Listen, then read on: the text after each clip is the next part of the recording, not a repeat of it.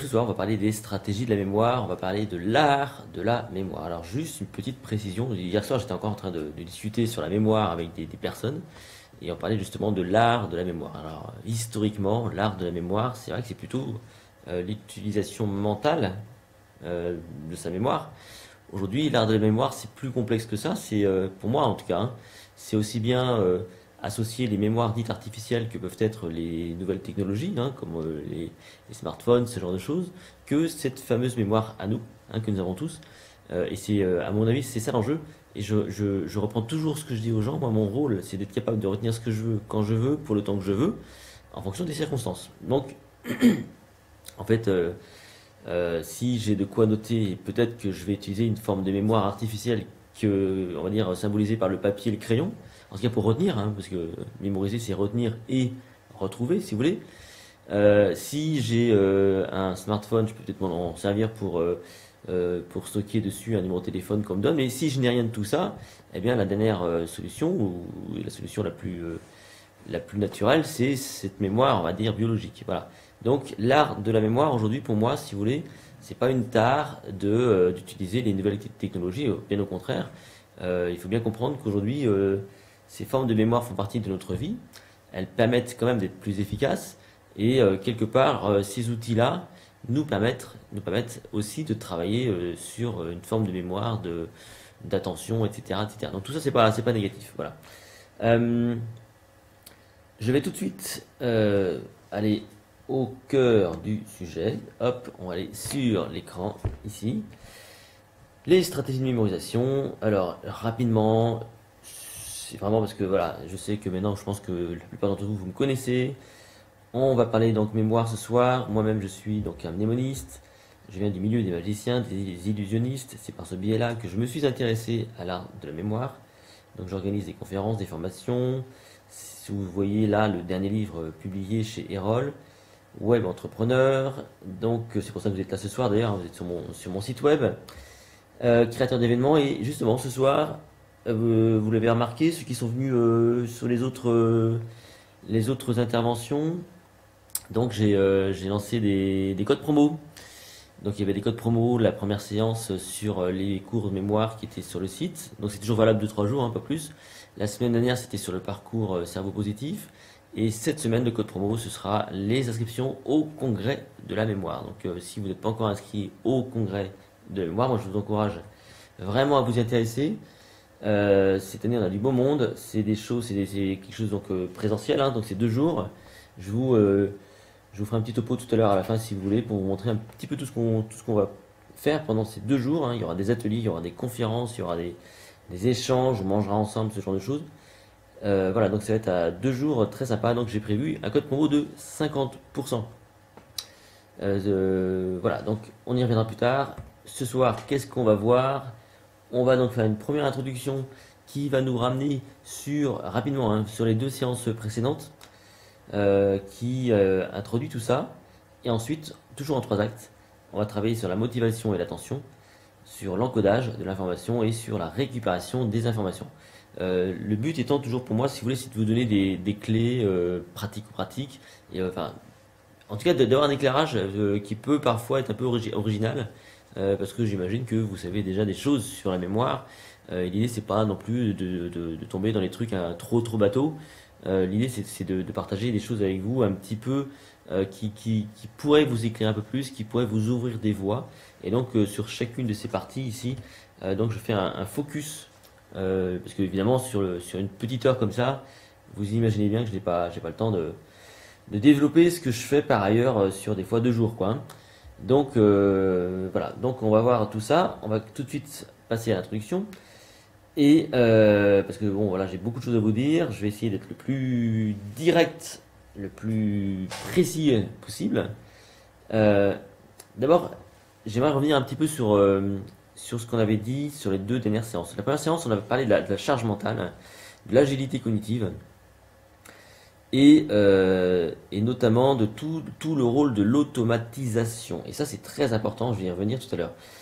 Et le premier secret, si vous voulez, c'est d'associer ou de conjuguer des automatismes déjà avec un bon état d'esprit. C'est ça la base, c'est ça la grande base. Euh, Vous pouvez mettre en place toutes les stratégies que vous voulez. Pour le coup, si elles ne sont pas vraiment automatisées, si vous n'êtes pas dans un bon état d'esprit, vous verrez que vous serez bien moins efficace. Et si, alors je vous dis ça, et vous voyez, j'ai écrit en dessous, et pourquoi vous devriez m'écouter? Parce que tout simplement, pourquoi vous devriez m'écouter? Eh bien, pour la simple et bonne raison que moi, chaque année, et ça depuis très longtemps, je forme des milliers de personnes en présentiel. C'est-à-dire que moi, je me retrouve toute l'année devant des groupes de 15-20 personnes qui me font un retour. Donc il y a toujours voilà, un retour, il y a des échanges, il y a des questions qui me sont posées, il y a des calls qui me sont posés, il y a des astuces qui me sont proposées, il y a des anecdotes qui me sont racontées. Et ça dure depuis extrêmement longtemps, depuis des années et des années. Euh, donc moi j'ai commencé en 1995 si vous voulez, hein, donc vous calculez, ça fait plus de 20 ans maintenant que je m'intéresse à l'art de la mémoire. J'ai fait mes premières interventions en 2000, donc ça fait plus de 17 ans que je rencontre des gens, que je partage avec eux, que j'échange, que j'analyse, que je collecte des informations, que je teste, que voilà. Donc ce que je vais vous dire là ce soir, c'est pas sorti tout droit de mon chapeau de magicien, loin de là. C'est le fruit de beaucoup d'observations, d'expériences, de tests, de rencontres. Pour vous dire, moi j'ai beaucoup, on va dire, modéré certains propos que j'avais par ailleurs au départ. Hein, on peut très bien aujourd'hui, si vous voulez, résumer l'art de la mémoire à la mnémotechnique, par exemple. Or, la mnémotechnique, on va le voir tout à l'heure, ce n'est qu'une étape, ce n'est qu'une partie de l'art de la mémoire. Et dans cet art-là, si vous voulez, votre capacité à gérer votre charge mentale et votre état d'esprit est primordiale, c'est fondamental. J'insiste un petit peu là-dessus parce que souvent, si vous voulez, 9 fois sur 10, les problèmes de mémoire, au départ, ils viennent de là. C'est même pas des problèmes de stratégie, c'est d'abord des soucis de charge mentale et même d'état d'esprit. Quand j'entends état d'esprit, c'est des gens qui pourraient avoir, je sais pas, une petite déprime, dépression, une angoisse. La charge mentale, ça peut être des gens qui sont débordés, qui ne savent pas donner de priorité, qui ne savent pas s'organiser, et donc qui sont complètement dépassés. Oui, donc tout ça, c'est la grande base, et c'est ça le grand vrai premier secret. Si vous êtes capable d'automatiser des tâches, notamment les stratégies qu'on va voir tout à l'heure, et faire preuve d'un bon état d'esprit, c'est-à-dire que d'avoir toujours peut-être cette capacité à vous motiver, à vous automotiver, donc sans doute par le plaisir, donc de trouver des intérêts, et bien là vous allez voir que vos stratégies vont être extrêmement utiles. Si vous ne faites pas ça, si vous n'avez pas ces premières clés au départ, les stratégies peuvent donner quelques résultats, ça peut donner, au contraire, ça va même donner des résultats si vous voulez, mais ce ne sera pas aussi efficace que si vous faisiez donc en ayant donc une bonne gestion de votre charge mentale et de votre état d'esprit. Voilà. Donc les automatismes, c'est ce qu'il faut déjà appliquer. Si vous voulez travailler sur des processus de mémorisation, c'est parfait, mais il faut les automatiser. Il faut être capable d'automatiser vos stratégies. On va déjà tout de suite comme ça, si vous voulez, aller sur la motivation et l'attention. Ma question va être celle-ci. Peut-être que vous avez une réponse, et ça m'intéresse d'avoir vos réponses. Comment déclencher l'intérêt? Alors c'est la question que je vous pose. Je vais revenir sur le chat et je vais vous laisser me proposer quelques petites réponses sur cette façon, comment est-ce qu'on peut déclencher l'intérêt. Parce que vous savez très bien qu'on retient d'autant mieux qu'on est intéressé. Alors je reviens sur le chat. Voilà, ici. Pouvez-vous donc me répondre à cette première petite question? Qu'est-ce que vous mettez en œuvre, vous, pour déclencher l'intérêt? L'intérêt et la motivation, hein, j'entends par là.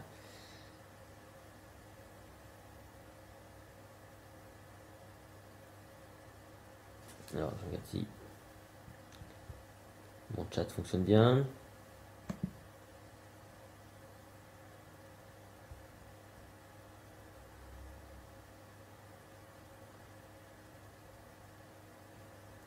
Je vous laisse me répondre. Peut-être que vous n'osez pas me répondre ce soir, vous êtes bien timide.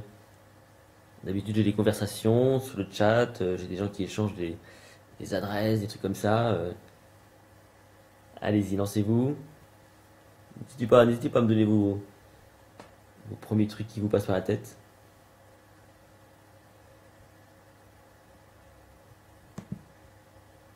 La liaison avec la réalité, ouais. Ouais, c'est une bonne idée. C'est-à-dire qu'effectivement, quand on sait où est-ce qu'on va, quand on comprend, on va dire, ce qui peut nous être utile dans le quotidien, ce qui est vrai, hein. C'est vrai qu'on sait aujourd'hui que si vous voulez influencer les gens, si vous voulez vous auto-influencer, il faut trouver un moyen de se projeter effectivement dans le quotidien, quoi, hein. Ça y est, les réponses arrivent. Il faut bien comprendre que parfois il y a un décalage. Il y a un décalage d'environ 30 secondes entre vous et moi, hein. Donc le direct, c'est du direct, mais avec un petit différé de quelques secondes, hein. Le plaisir d'apprendre et de se dépasser, c'est vrai, mais comment on trouve ce plaisir-là, justement, hein? Trouver l'utilité, voilà, ça c'est intéressant. Trouver l'utilité. Euh, donc tout ce que vous dites est vrai et bon, hein. On va tout de suite aller maintenant, si vous voulez, sur ma réponse, si vous voulez, ici. Moi, je vais vous parler d'une forme de mémoire qu'on appelle la mémoire prospective. Alors, il faut savoir que dans l'esprit des gens, la mémoire, c'est une fonction qui sert à se rappeler du passé. C'est ce qu'on appelle la mémoire rétrospective. Rétrospective. Donc, voilà, dans l'imagination collective, dans l'imaginaire collectif, la mémoire, c'est cette capacité à se rappeler du passé. Mais c'est pas que ça. La mémoire, elle est aussi capable de se rappeler du futur. J'entends par là de se rappeler des actions futures à engager, donc à prospecter. Elle est capable d'anticiper. Et donc tout l'enjeu, il est là. Votre motivation et votre attention vont être intimement liés à votre capacité à engager une mémoire dite prospective. Quel est l'enjeu derrière tout ça? Quel est l'intérêt? Quelle est l'utilité dans le temps pour, on va dire, faire ce travail de mémoire? Parce que faut bien comprendre un truc, c'est que votre cerveau et donc votre mémoire, au départ, c'est plutôt, on va dire, votre cerveau, c'est plutôt, comme il est extrêmement gourmand en ressources, eh bien, son rôle, c'est d'abord de faire preuve d'économie. Donc, il est un petit peu feignant. S'il peut vous éviter le moindre effort, il va le faire. Euh, c'est pour ça donc que c'est toujours un peu compliqué, c'est toujours un peu gourmand, c'est pour ça qu'on a toujours un petit peu de mal, si vous voulez, à engager la cognition, c'est parce que c'est toujours très gourmand en ressources. Et cette mémoire prospective, son rôle, c'est tout simplement de déclencher l'intention. Donc l'intention va permettre d'engager l'attention et sans doute la motivation et inversement. Je vais prendre des exemples extrêmement concrets. Quand vous étiez à l'école, euh, forcément, je pense que vous avez dû faire des efforts le soir pour faire vos devoirs. Parce que voilà, parce qu'on vous disait qu'il fallait faire vos devoirs parce que sinon vous alliez avoir une mauvaise note. Et si vous aviez une mauvaise note, eh bien vous alliez redoubler. Et si vous commencez à redoubler, eh bien vous allez prendre du retard, voire rater vos études, ne pas avoir de diplôme et sans doute avoir des difficultés pour avoir un travail, voire même pourquoi pas ne pas en avoir du tout. Donc quelque part, si vous voulez, on engageait votre mémoire prospective en vous projetant dans l'avenir. D'accord? Donc vous aviez retenu quelque part un futur probable, celui de l'échec, celui d'être dans la galère, celui d'être dans la rue. Et par cette motivation, par cette, on va dire, prospection qui donc vous permettait justement d'engager une motivation pour éviter ça, une motivation d'évitement, eh bien, malgré tout, eh bien, vous faisiez vos devoirs. Alors, des fois, ça fonctionnait plus. Alors, qu'est-ce qu'on faisait? On rajoutait des carottes, hein. Les carottes, c'était les bons points, c'était, on va dire, la surprise que vous auriez à votre anniversaire quand vous étiez jeune ou à Noël, les cadeaux que vous alliez avoir à Noël. Donc voilà, on essayait de ruser, hein, toujours dans la prospective pour vous motiver. Donc c'est ça le premier vrai grand, on va dire, rôle, la première grande clé, pardon, de la mémoire, c'est votre capacité à automatiser la mémoire prospective. C'est-à-dire, par exemple, on me pose souvent cette question, comment je fais pour retenir comme ça des prénoms quand je rencontre des gens? La réponse, elle est assez simple en fait. C'est-à-dire qu'au départ, moi, ce que je fais, c'est que j'ai appris à automatiser l'idée que lorsque je rencontre des gens, eh bien, ces gens-là vont me donner leur prénom ou leur nom. Hein, ils vont venir vers moi, ils vont me tendre leurs mains, ils vont se présenter. Moi, l'erreur qu'il ne faut pas que je fasse, c'est d'être complètement passif et être plutôt dans une prospective de me présenter. C'est-à-dire que souvent, c'est ce qui se passe. Hein, on rencontre des gens, et les gens disent oui, bonjour, moi c'est machin. Ah ouais, ouais, bah, moi c'est Vincent, patati. Et du coup, voilà, on est dans une espèce de relation de politesse et quelques secondes après, on sait que la personne nous a donné son nom ou son prénom, mais on se rappelle même plus parce que du coup, on n'a même pas fait attention. Parce que c'est pas une question de c'est même pas un problème de stratégie si vous voulez à ce niveau-là, c'est plutôt déjà un problème de comportement lié à cette mémoire prospective. Vous devez donc, au départ, automatiser la prospective. Vous devez être capable d'identifier, et c'est pas toujours facile au départ, hein, d'identifier en temps réel, si vous voulez, les moments clés euh, où vous allez recevoir une information utile. Utile et importante. Par exemple, quand j'assiste à une conférence ou je sais pas moi, un truc et j'ai pas de quoi prendre de notes, bon, à ce moment-là, je me lance ce défi, parce que le défi ça fait partie donc de ces petites astuces qui peuvent déclencher la mémoire prospective. Ce défi de retenir quelques mots-clés de la conférence, des mots-clés que ensuite je vais organiser mentalement avec des liens, ce genre de choses que je vous montrerai tout à l'heure, pour être capable donc de bien retrouver, enfin de maintenir et retrouver l'information. Vous voyez? Donc c'est toutes ces choses-là hein, qu'un mnémoniste professionnel ou quelqu'un qui est aguerri eh bien, est capable de faire. Donc il est capable d'engager cette mémoire prospective. Ça va ça? Est-ce que vous avez des questions par rapport à par rapport à cette partie? Pardon, je cherchais mon clavier. Avez-vous des questions par rapport à cette première partie, première petite partie liée à la motivation? Il y a évidemment plein de façons hein, pour déclencher la mémoire prospective. Il y a le défi, il y a jouer à l'argent de poche évidemment, il y a l'estime de soi. Donc on va distinguer si vous voulez deux formes de motivation. Il y a la motivation intrinsèque, c'est-à-dire que vous allez déclencher la motivation pour grandir, pour vous-même, parce que vous trouvez un intérêt personnel, ou une motivation extrinsèque qui va être déclenchée plutôt par des récompenses, ça peut être un salaire, ça peut être une bonne note, ça peut être un cadeau, enfin n'importe quoi, qui va donc vous motiver de façon un peu artificielle. Donc la motivation intrinsèque, c'est la plus puissante, c'est la plus intéressante aussi. La motivation extrinsèque, il faut savoir aussi l'utiliser en complément de la motivation intrinsèque. Hein. Donc il faut toujours savoir jouer avec les deux, si vous voulez. D'accord? Avez-vous des questions sur cette première partie? Je vois Mickaël qui commence à taper un message. Je vais laisser finir Mickaël. N'hésitez pas à taper de toute votre vitesse. Sinon, après, c'est vrai que j'ai l'impression que finalement, vous n'avez pas de questions. Vous commencez. Parce que moi, je vois hein, sur le chat. Vous aussi, je pense que vous voyez sur le chat des gens qui commencent à taper des messages. Alors. Ah oui, ça, c'est la grande question, Mickaël. Comment fait-on pour reconnaître le moment avant le moment? Alors, il y a des situations plus simples que d'autres.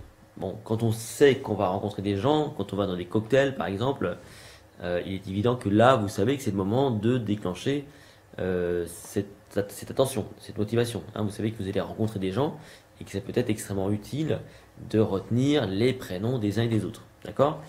Euh, Quand quelqu'un vous appelle, la sonnerie de téléphone, typiquement, quand vous avez un numéro de téléphone que vous ne connaissez pas, c'est peut-être un client, c'est peut-être une personne qui vient vous demander des informations et qui va se présenter. Donc ça, c'est un élément déclencheur. Il y a des situations, évidemment, après beaucoup plus communes. Hein, vous êtes devant une émission de télévision qui traite un sujet qui vous interpelle. Vous avez le choix, effectivement, d'être plutôt en mode passif, d'écouter, de dire ah c'est intéressant, c'est intéressant. Pour autant, quelques heures après, il restera pas grand-chose, quoi. Hein. Donc dans ces cas-là, quand vous vous dites ah c'est intéressant, peut-être qu'il faudrait vous dire tiens, ce serait pas mal que je retienne quelques informations pour en savoir plus après et faire des recherches complémentaires sur Internet. Et là, dans ce cas-là, vous êtes en mode actif et vous prenez quelques mots-clés et après, donc, vous allez pouvoir vous en servir juste après. Alors, c'est pas évident, hein, au départ, hein, ça fait partie, si vous voulez, des stratégies, enfin des stratégies, des comportements plutôt, hein, qu'il faut comme ça donc mettre en place progressivement. Mais une fois que vous savez faire ça, c'est vrai que vous avez le sentiment d'être quand même beaucoup plus vif, quoi, hein, beaucoup plus efficace. En tout cas, moi, c'est le sentiment que j'ai quand quand je m'y prends, quand je procède de cette façon. Alors, on va continuer si vous voulez bien.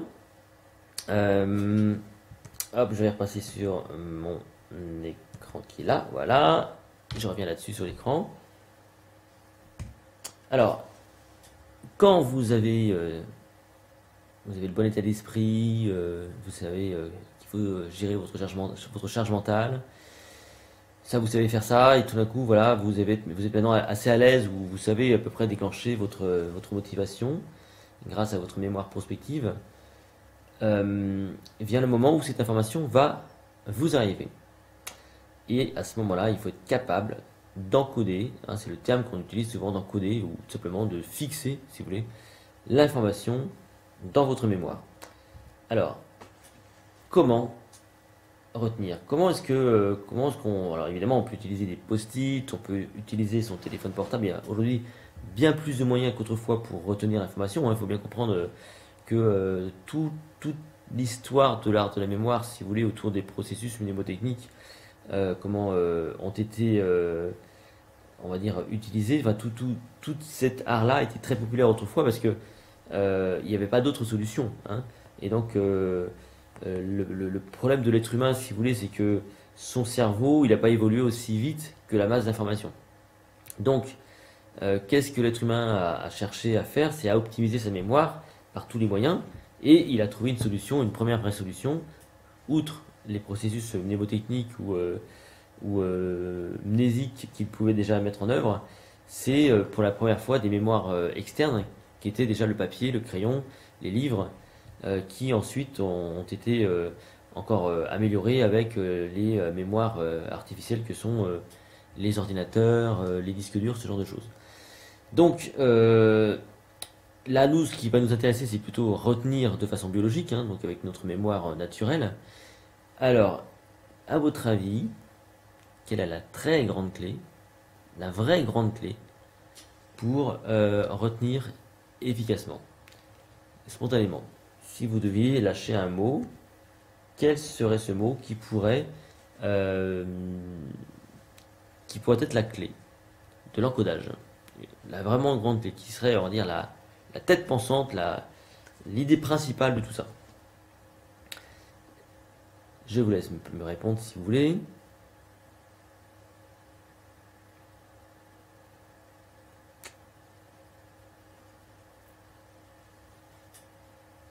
Faire des liens, alors ça, Jean-Dominique, on verra, c'est plutôt l'étape de récupération.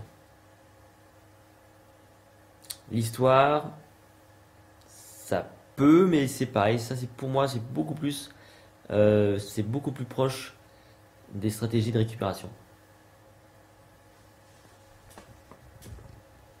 Répétition ou reconstruction d'infos, oui, c'est oui. De cette façon, oui.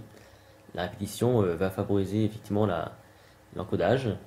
Va surtout la renforcer. Parce que la répétition, elle vient un petit peu après. Hein, ça pareil, je vais vous en parler tout à l'heure si vous voulez. Donc la répétition, voilà, donc c'est à peu près ce qui revient. Alors je vais vous donner une idée à laquelle vous ne pensez sans doute pas, et c'est pour ça que vous êtes là ce soir justement, parce que ce que vous me dites là, c'est des choses que je pense tout le monde connaît. Donc je vais plutôt vous engager sur une autre réflexion. Alors, je vais laisser une dernière idée là arriver, qui m'arrive là, voilà. Répétition par les méthodes des espaces, donc j'imagine que ça c'est par la répétition espacée dans le temps, évidemment. Oui, oui mais non. Oui, oui, oui, oui, non. Alors bon, je vais donc partager avec vous une idée, une grande idée. En fait, retenir, c'est clarifier. Le vrai problème, si vous voulez, de l'encodage, c'est que l'information, quand elle vous arrive, elle est claire ou elle n'est pas claire. Imaginez que vous êtes dans une pièce sombre. Voilà, une pièce sombre, et on vous dit, bah, essaye de lire et de retenir le bouquin dans la pièce sombre. Ça va pas marcher. Donc qu'est-ce que vous allez faire? C'est clarifier la pièce. Vous allez allumer la lumière. Maintenant, si ce livre-là est écrit dans un langage complètement obscur, bah c'est pareil, ça va être très compliqué. Il va falloir clarifier ce langage. Vous voyez, finalement, retenir, c'est clarifier. Si je vous montre cette information-là, voilà, que je vous demande de la retenir, je parie que vous n'avez même pas eu le temps de tout lire.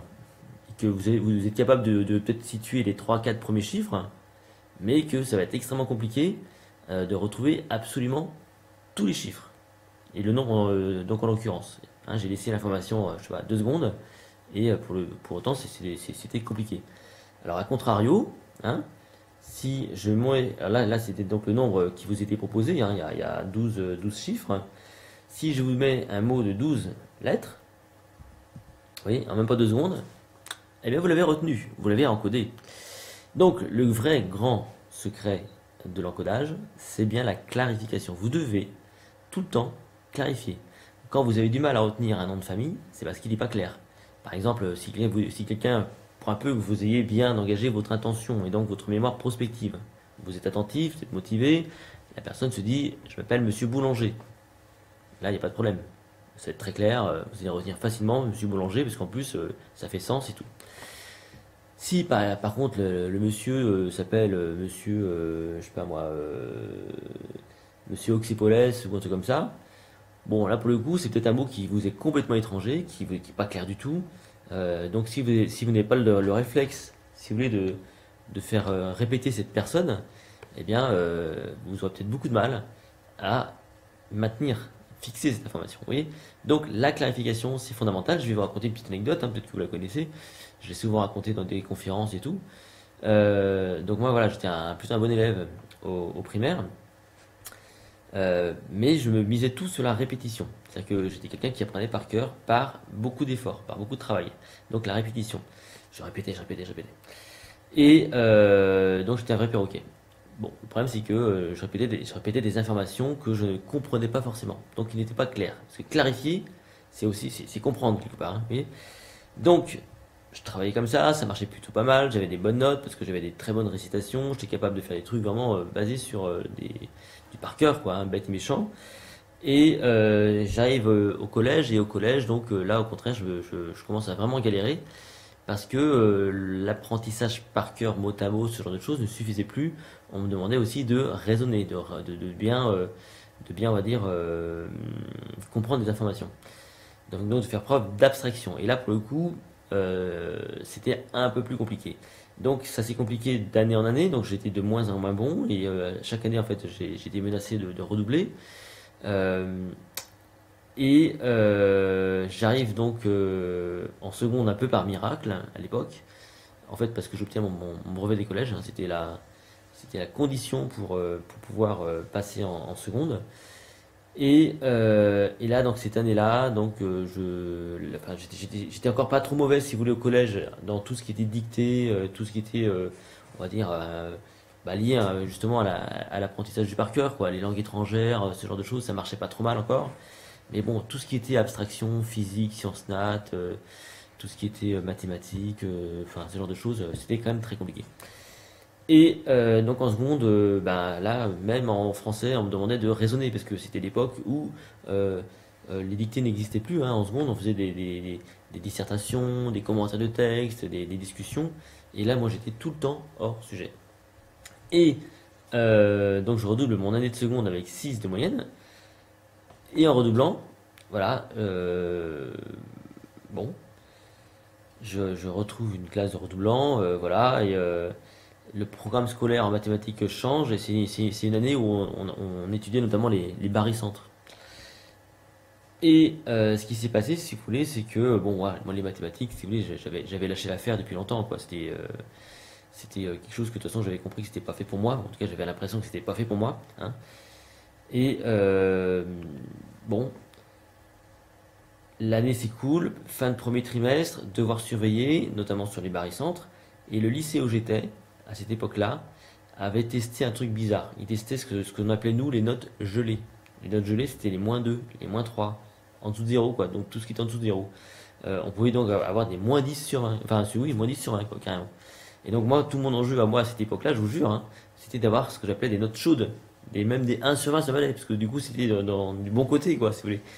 Et donc les barycentres, voilà, on a un devoir surveillé là-dessus. Et l'enseignante me rend ma copie à l'époque, qui était un 2 sur 20, qui n'était pas si mal que ça, au final, hein. Et elle me dit comme ça, vous, votre problème de l'ourmel, c'est que vous ne comprenez rien.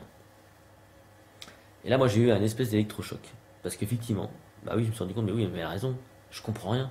J'étais capable d'apprendre par cœur le mot barycentre, la carrosserie du mot, hein, la carrosserie du mot, mais pour autant, il n'était pas clair.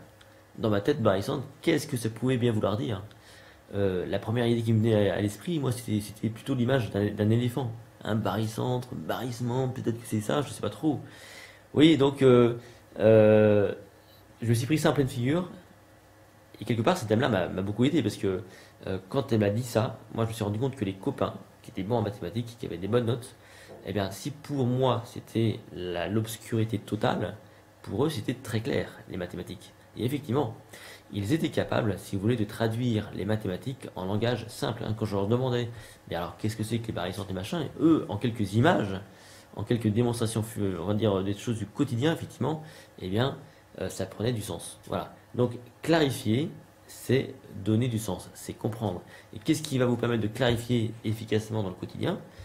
C'est une des clés qu'on a vues, hein, pour ceux qui étaient là, donc la première intervention, c'est notamment le vocabulaire. Hein. C'est le vocabulaire qui va vous permettre de clarifier et de favoriser l'encodage. Donc s'il y a un travail que vous pouvez faire, on va dire, toute votre vie, pour favoriser la clarification, c'est de vous intéresser aux mots, à la racine des mots, notamment si vous êtes capable de clarifier, on va dire, les suffixes et les préfixes, hein, ce qu'on appelle les affixes, eh bien vous êtes capable de traduire ou de comprendre, je crois, 60% des mots français.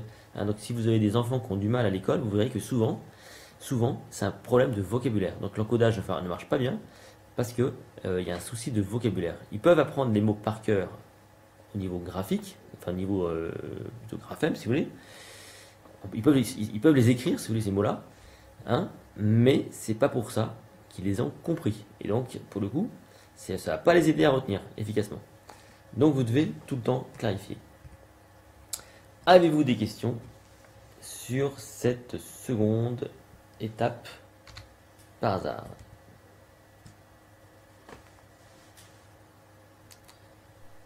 Je vous laisse me formuler vos petites questions si vous en avez, vos remarques, ce genre de choses.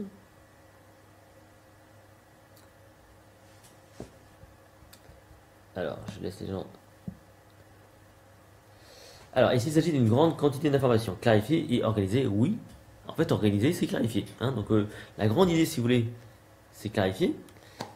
Et dans la clarification, on va donc intégrer des notions comme l'organisation, effectivement. L'organisation, la traduction, tout ça, ça fait partie de la clarification.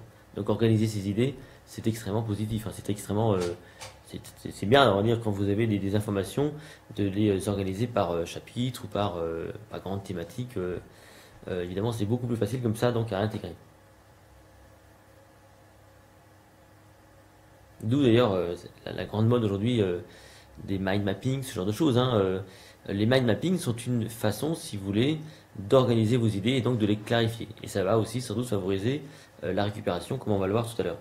Quand c'est bien fait en tout cas. Avez-vous des questions?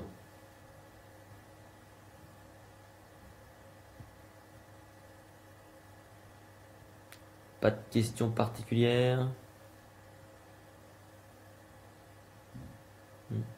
Bon, allez, on va revenir sur notre... Hop, je suis en train de m'emmêler les pinceaux. Et voilà, comme quoi, la charge mentale, vous voyez. Voilà. Alors, on va donc arriver maintenant à cette dernière étape qui va vous intéresser fortement, c'est la récupérer des informations. La récupération des informations. Tout d'abord, par rapport à, encore une fois, par rapport à l'encodage et par rapport à donc cette capacité à fixer des informations, évidemment, vous serez d'autant plus habile que vous aurez automatisé des tâches, enfin des façons de faire, pour pouvoir, comme ça, on va dire, être le plus agile. Hein. Donc, si vous avez automatisé du vocabulaire, si vous avez automatisé des capacités à structurer vos pensées, votre pensée ou notes, par exemple, évidemment, vous serez d'autant plus efficace. D'accord? Donc, on revient quand même toujours un petit peu à cette notion d'automatisation dont je vous parlais au tout début. Alors, vous m'avez tout à l'heure répondu à une première question qui était comment est-ce qu'on retient. Vous avez donc donné des informations, faire des liens, des histoires, ce genre de choses. Et quelque part, vous avez d'abord, je crois, en tout cas, répondu à cette question comment retrouver ce qu'on a retenu.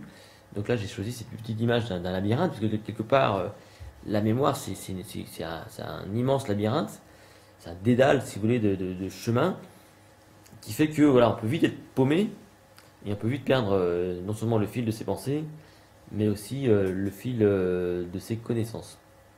Alors, comment retrouver ce qu'on a retenu? Vous avez, je pense, tout à l'heure commencé à donner des réponses, mais peut-être que maintenant vous en avez d'autres et je vais vous demander de partager avec moi ce que vous pourriez avoir comme idée euh, pour, pour les solutions pour retrouver ce qu'on a retenu. Et je vais en profiter pour répondre à la question de Sophie. Sophie, je vais répondre tout de suite à la question, parce que je vais faire un email dès demain. En fait, le poster est arrivé, il est là, les posters sont arrivés, mais pas les cartes. Voilà, c'est que mon imprimeur, je sais pas ce qu'il fait, mais il m'a pas encore envoyé les cartes et ça devait arriver aux alentours du 15. Et tout simplement, les cartes ne sont pas arrivées. Donc, bon, je pensais qu'elles seraient arrivées beaucoup plus vite. Ça va arriver. Donc, oui, c'est normal, Sophie, mais je vais faire un petit mail demain pour vous expliquer tout ça. Donc je ne désespère pas qu'elles arrivent cette semaine, parce que là quand même ça fait un petit peu long. Donc j'ai envoyé deux relances à mon imprimeur, il me dit oui ça arrive, ça arrive. Mais bon, je pense qu'il a eu aussi des vacances dans sa petite boutique là, et voilà. Et comme ils sont pas très nombreux à faire ce genre de choses, voilà. Alors, revenons à nos moutons. Est-ce que, parce que je vois que voilà, les dialogues s'instaurent. Bonsoir Sophie, c'est Diana. Bonsoir Diana, je suis très content que vous soyez là. Avez-vous donc des petites idées sur la récupération des informations? Tout à l'heure, vous m'avez dit donc la répétition. La répétition, alors pour vous situer, en gros, si on reprend le cheminement de l'information, idéalement, il faut faire un travail d'encodage efficace par la clarification, d'accord, c'est super important. Il faut ensuite faire un travail de récupération et rapidement un travail de répétition. Donc le cheminement, c'est je déclenche mon intention, je fais un bon encodage, je mets tout de suite un processus de récupération en place et je répète rapidement. Vous voyez? Donc c'est ça qui va faire que vous allez maintenir l'information efficacement et la retrouver facilement. Je vous prends un petit exemple très concret dans un instant avec les noms et les prénoms. Donc pas de questions. Bonsoir Cornélie, vous allez participer à la dernière partie de cette soirée, mais vous avez un replay que vous pourrez revoir juste après. Donc ça n'est pas perdu. Donc les histoires, la répétition, tout ça, ce sont des choses qui sont intéressantes pour retrouver l'information, c'est clair, c'est vrai. Mais avant tout ça, donc, on va dire hop, bah non, c'est pas ça. Pardon, je suis en train de partager mon écran, oui, je fais des erreurs. C'est ça que je vais faire avec vous, comme ça, voilà. C'est de faire appeler, donc il y a, on va dire, trois grandes solutions, on va dire. Trois grandes solutions. La première solution, c'est, qui est d'abord, on va dire, la grande solution, c'est créer des indices de récupération. La mémoire, il y a deux façons de retrouver l'information. Il y a la méthode complètement compliquée, très compliquée, c'est ce qu'on appelle le rappel libre. Le rappel libre, c'est-à-dire que sans aucune aide, vous êtes capable de retrouver l'information. C'est-à-dire que si là, comme ça, demain, je vous dis, voilà, dites-moi tout ce que vous savez sur l'histoire de France. Là, je vous mets dans une situation de rappel libre. Donc sans aucune indication, sans aucun indice, je vous demande de retrouver tout ce que vous savez sur l'histoire de France. Ce qui veut dire que vous êtes capable de commencer par un début, de finir par une fin, et entre les deux, donc d'avoir une espèce de cheminement qui soit logique. Vous voyez, donc c'est très compliqué à faire. Le rappel libre, donc, s'oppose au rappel indicé. Le rappel indicé, c'est typiquement lorsqu'on vous pose des questions précises. Genre, quelle est la date de la signature de l'édit de Nantes? Quelle est, si je vous dis Marignan, qu'est-ce que ça vous évoque? Qu'est-ce que cette fleur, en montrant une fleur, vous voyez? Là, on est sur, on favorise le rappel indicé. Donc, la mémoire est beaucoup plus performante, effectivement, avec des indices de récupération. Donc, dès qu'on vous met sur la voie 2, dès que vous avez un indice, eh bien, on retrouve l'information. Bon, par exemple, pour retrouver plutôt, parce que retenir non, mais pour retrouver efficacement votre système, les planètes dans l'ordre, dans le système solaire, pardon. Il y a une petite phrase que j'aimais utiliser, moi c'est me voici tout mouillé, j'ai suivi un nuage. C'est pour rappeler les initiales des 9 planètes du système scolaire. Me, Mercure, voici Vénus, tout, Terre, mouillé, Mars, J, Jupiter, j'ai, suivi Saturne, U, Uranus, nuage, Neptune, et en fait j'ai dit 9 mais c'est 8 parce que Pluton n'est plus dans le système solaire, mais autrefois on disait me voici tout mouillé, j'ai suivi un nuage pluvieux. Hein. Et là, juste voilà, en retenant cette phrase, donc la phrase elle est claire, d'accord? Donc on est bien dans un processus d'abord de clarification, la phrase elle est claire, elle est indicée, et donc par ce travail d'indice, eh bien vous allez retrouver les initiales des planètes dans l'ordre. C'est exactement ce que vous avez fait quand vous avez un jour cherché à retenir les conjonctions de coordination, un mais, où est donc Ornica. Donc à chaque fois que vous avez ce genre de petit travail basé sur des indices, eh bien vous êtes efficace. Donc tout l'enjeu, c'est d'être capable de semer des indices de récupération. Par exemple, quand vous êtes... alors, je prends un exemple très simple. Voilà, je suis dans une soirée, j'ai une personne qui arrive. Voilà, oui, tiens, bonjour. Voilà, moi je m'appelle Mathieu. Très bien, moi je suis déjà dans l'intention, d'accord? Je suis dans l'intention, donc j'ai bien impliqué ma mémoire prospective. Mathieu, ça va, c'est un prénom qui est clair. Dans ce cas-là, qu'est-ce que je fais? Tout de suite, je vais créer un indice de récupération. Je vais faire Mathieu, tiens, comme Mathieu machin. Vous voyez, donc je fais un indice, je fais un lien, c'est le rôle donc de l'association d'idées qu'on va voir tout à l'heure. Donc ça permet donc de retrouver l'information par un petit jeu d'indices.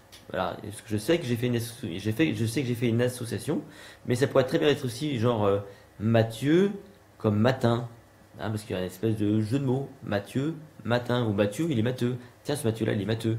Ce petit travail-là, si vous voulez, qui pourrait consister à avoir Mathieu, matheux, avec peut-être sur le fond, je sais pas moi, un grand plus qui peut symboliser pour moi, on va dire, une addition, voilà. Ça peut tout simplement être le petit élément déclencheur qui va vous ramener l'information. Alors, il ne faut pas que l'indice soit trop éloigné de l'information réelle, hein. C'est-à-dire que des fois, on voit des trucs qui sont un petit peu tordus, ça risque de ne pas marcher, d'accord? L'indice de récupération, c'est typiquement le nœud sur le mouchoir, hein. Quand on fait un nœud sur le mouchoir, on crée un indice. Le problème, c'est que des fois, l'indice du nœud sur le mouchoir, eh bien, il n'est pas super clair par rapport à l'information. Donc moi, ce que je recommande tout le temps aux gens, si par exemple vous faites un nœud sur le mouchoir pour, je sais pas moi, vous rappeler qu'il faut acheter du pain, hein, eh bien vous avez intérêt à faire mentalement le nœud sur le mouchoir autour d'une baguette de pain. Voilà, parce que si vous faites juste un nœud sur le mouchoir, vous allez vous dire, ah mais oui, je me rappelle que je dois faire quelque chose, mais quoi? Et donc ça va pas forcément marcher, vous voyez. Donc les indices de récupération sont très puissants lorsqu'ils sont bien utilisés, et c'est souvent d'ailleurs ce que vous utilisez un peu souvent inconsciemment quand vous retrouvez efficacement des informations. Euh, alors, Mathieu, matheux, c'est ce que je me fais pour me créer un petit indice par exemple, et juste après, je fais ce travail de répétition. Vous voyez, la boucle elle est comme ça. J'engage l'intention par ma mémoire prospective. Je capte l'information, elle est claire, ok, parfait. Si elle est claire, très bien, je fais un travail de récupération, je crée un indice, je fais un lien, je fais un truc avec l'information pour retrouver cette information. Et je répète l'ensemble. Je répète l'indice et le prénom. Vous voyez, je fais ce petit cheminement là tout le temps, et c'est ce qui permet, si vous voulez, de maintenir l'information sur du plus long terme. Voilà. Donc il y a des indices de récupération, il y a votre capacité à créer des liens, hein, c'est ce que je viens de dire tout à l'heure. Par exemple, je vous parlais tout à l'heure du mind mapping. Eh bien, le mind mapping, typiquement, c'est quoi? C'est votre capacité à clarifier l'information par des mots-clés. Voilà. Et ces mots-clés-là, vous allez les organiser en créant des liens. Voilà. Des liens qui sont, pour vous en tout cas, clairs, qui sont logiques et qui vous permettent comme ça de retrouver un cheminement. Voilà. Très honnêtement, il y a les mind mapping avec l'idée principale et puis l'arborescence, je ne sais pas si vous connaissez ça. Et après, il y a d'autres structures plus, on va dire, hiérarchisées. Moi, en tout cas, depuis plus de 20 ans que je fais ce job, si vous voulez, d'enseignement de l'art de la mémoire, je peux vous garantir que c'est la structure hiérarchique, souvent de bas en haut, qui marche le mieux par rapport à une structure éclatée, hein. Donc le mind mapping, c'est une structure où on met l'information principale au centre et on crée des cheminements comme ça. Okay. Et on va dire le schéma, quelque part, le schéma est beaucoup plus hiérarchique. Et moi, en tout cas, tous les tests que j'ai faits depuis 20 ans montrent que c'est plutôt le schéma qui donne de meilleurs résultats. Semble-t-il parce que c'est peut-être mieux hiérarchisé et c'est peut-être plus naturel d'intégrer l'information de haut en bas, parce que c'est comme ça qu'on lit, hein, de gauche à droite et, haut en bas, et de haut en bas. Et donc c'est peut-être pour ça que ça fonctionne mieux, en tout cas dans moi, mes tests, on va dire empiriques, hein, parce que oui, moi je suis pas chercheur, je suis pas docteur, je fais pas de trucs en labo, mais en tout cas de façon empirique, moi c'est ce que j'ai remarqué. Voilà.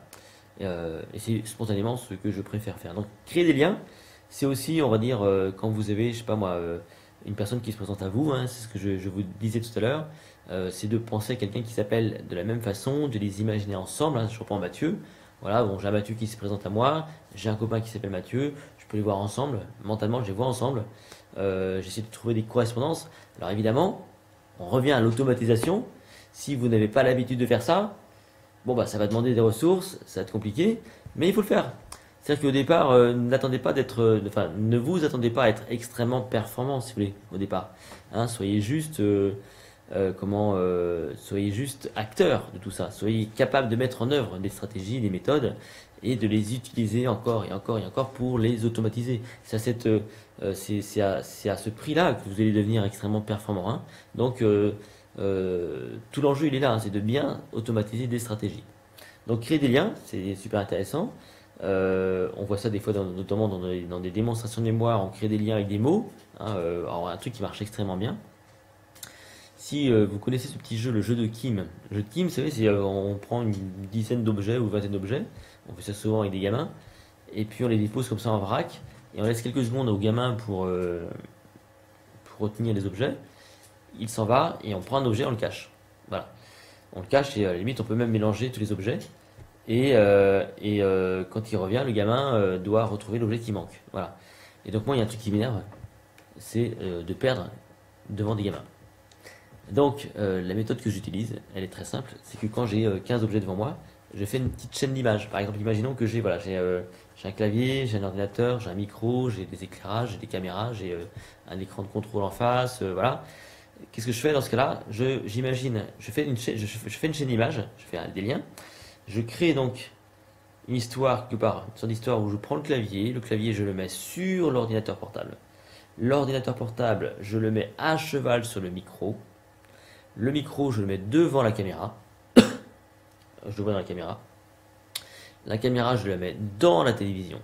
Ce qui fait que au départ, si vous voulez, donc j'ai ma petite chaîne d'image, je dis tiens, il y a le clavier sur l'ordinateur je le mets sur le micro devant la caméra sur l'écran, etc., etc. On peut aller loin, hein, on peut en faire 20, 30 sans problème. Ce qui fait que si je sors de la salle et que les gens enlèvent un truc et qu'ils mélangent, moi dans ma tête, je vais voilà, au départ il y avait donc le clavier il est là, il allait sur l'ordinateur il est là, qui se mettait sur le micro, tiens le micro, bah, il est pas là le micro. Et là je sais, vous voyez. Donc c'est comme ça que je bats les jeunes enfants de 8, 9, 10 ans. Et eux ça les énerve parce que voilà. Hein. Donc voilà, ça fait partie des stratégies on va dire de récupération. Parce qu'une idée en rappelle une autre. On est toujours un petit peu, si vous voulez, cette notion hein, des indices de récupération quelque part. Hein. Quand on crée des liens, on favorise aussi les indices de récupération. On sème, si vous voulez, des petits cailloux pour retrouver notre chemin. Et il y a aussi maintenant donc des processus hein, qui sont connus, qui sont mis en place, formalisés, si vous voulez.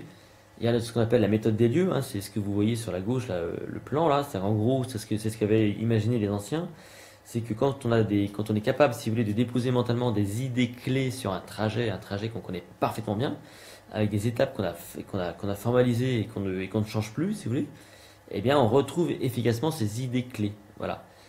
Donc moi c'est des trucs que je fais souvent en conférence, que je montre aux gens, que j'amène à faire aussi, que je les amène à le faire d'ailleurs.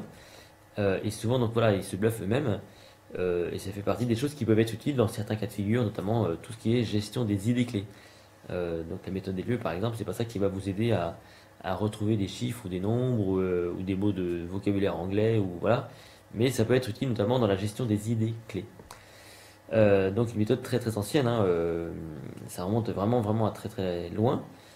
La méthode des lieux, si vous voulez, dans l'histoire de l'art de la mémoire, c'était à l'époque, si vous voulez, où on n'avait pas d'autre solution si vous voulez, pour transmettre l'information que de façon orale. Donc, bah, qu'est-ce qu'on a cherché à faire, c'est à trouver une méthode pour enseigner, quoi. Donc, les anciens, qui s'ils avaient compris, c'est que ils avaient compris vraiment, les trois choses, les anciens. Ils avaient compris, la première chose, c'était le rôle donc des liens, hein, des associations d'idées. Ils avaient compris ça. C'est important que lorsqu'on est capable d'associer une idée nouvelle à quelque chose qu'on connaît déjà très bien, eh bien souvent voilà, on va mieux l'intégrer, on va mieux la retrouver. Deuxième chose qu'ils avaient compris, les anciens, c'était aussi le rôle de l'émotion. Voilà. Ils s'étaient rendu compte que lorsque le cœur battait fort, eh bien, on retenait mieux. Ils pensaient déjà d'ailleurs à l'époque que la mémoire se situait dans le cœur. Ils pensaient vraiment que tout le siège de la cognition était au niveau du cœur, parce que quand le cœur battait fort, quand il y avait de l'émotion, eh bien, on avait la sensation quand même que on retenait mieux. Donc le rôle de l'intérêt, de la motivation, tout ça. Et, euh, et donc, si vous voulez, d'ailleurs, on a même longtemps cherché la mémoire dans le cœur. On a disséqué des êtres humains, voilà, à la recherche de la mémoire dans le cœur, qu'on n'a jamais trouvé. Et c'est d'ailleurs de là que vient l'expression apprendre par cœur. Historiquement, apprendre par cœur, ça ne veut pas dire du tout apprendre mot à mot, bêtement. Non, ça veut dire apprendre avec passion en faisant battre son cœur. Donc apprendre par cœur, historiquement, ça vient de l'époque des anciens. Et qu'est-ce qu'ils avaient compris aussi, les anciens? C'était donc euh, le rôle de l'organisation des idées. Et donc ils s'étaient dit que si je fais battre mon cœur, donc je mets de l'intérêt, de l'émotion, si j'organise mes idées suivant un trajet que je connais parfaitement bien, eh bien, ce travail d'association d'idées va me permettre de retrouver efficacement les idées clés que je vais pouvoir ensuite explorer, exploiter, extrapoler, si vous voulez, pour ensuite transmettre mon savoir. Voilà ce qu'avaient fait donc les anciens par rapport à ça.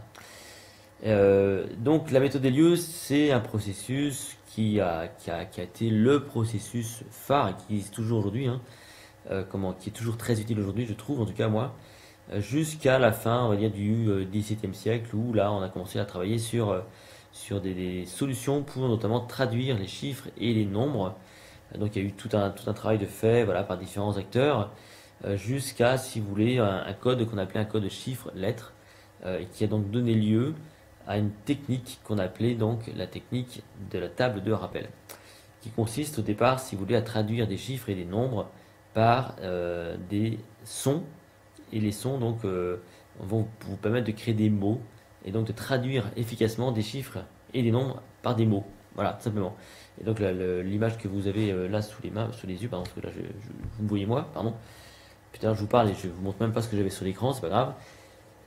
Donc l'image que vous avez sous les yeux là, donc le 2, 12 et 61, c'est le jeu de cartes que j'ai créé pour intégrer une table de rappel. Parce que le problème c'est que la table de rappel, ça demande un petit peu de temps et un petit peu d'effort. Par contre, quand vous l'avez automatisé, c'est juste incroyable, c'est juste magique. Voilà, donc moi c'est quelque chose que j'ai découvert il y a maintenant plus de 20 ans. Je m'en sers pour beaucoup, beaucoup, beaucoup, beaucoup de choses. Ça et la méthode des lieux, évidemment, ça fait partie du bagage du mnémoniste, du petit mnémoniste, si j'ose dire. Donc voilà à peu près on va dire les grandes stratégies de récupération. Les indices, c'est la base. La création de liens. Et puis des processus plus, on va dire, plus formalisés que sont notamment la méthode des lieux, les tables de rappel et d'autres qui peuvent parfois exister également. Rappelez-vous donc, au départ, l'enjeu, c'était le thème de la première intervention il y a 2 semaines sur la charge mentale. Donc, l'agilité cognitive, c'est très important, donc de gérer votre charge mentale. L'état d'esprit, c'est ce qu'on a vu la semaine dernière, être capable d'être dans le bon état d'esprit, d'être positif, d'alléger tous les tracas du quotidien, de libérer de l'espace dans votre tête, notamment quand vous êtes stressé, ce genre de choses. Et aujourd'hui, donc, on a plutôt travaillé sur les stratégies de mémorisation, notamment qui commencent par la motivation et l'attention, qui sont donc qui sont favorisées par la mémoire dite prospective, qui permet d'anticiper le futur, d'être dans l'intention de. Puis un travail d'encodage efficace, notamment la clarification, très important de clarifier. Clarifier, c'est organiser, c'est traduire. Et en dernier lieu, donc la récupération de l'information. Donc comment vous mettez en place des stratégies basées sur des indices, des stratégies d'association d'idées, de liens, ou tout simplement donc des processus formalisés comme la méthode des lieux ou les tables de rappel, ce genre de choses. Voilà.